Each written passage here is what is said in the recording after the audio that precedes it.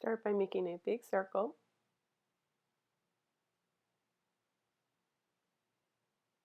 Then we're going to make two smaller circles on the inside for the eyes, up a little bit high to the right-hand side. And then just below that, we're going to do a little upside down triangle. Then we're going to do a little V shape underneath, make the little beak. Another little V shape for a wing on one side, and then another wing on the other side.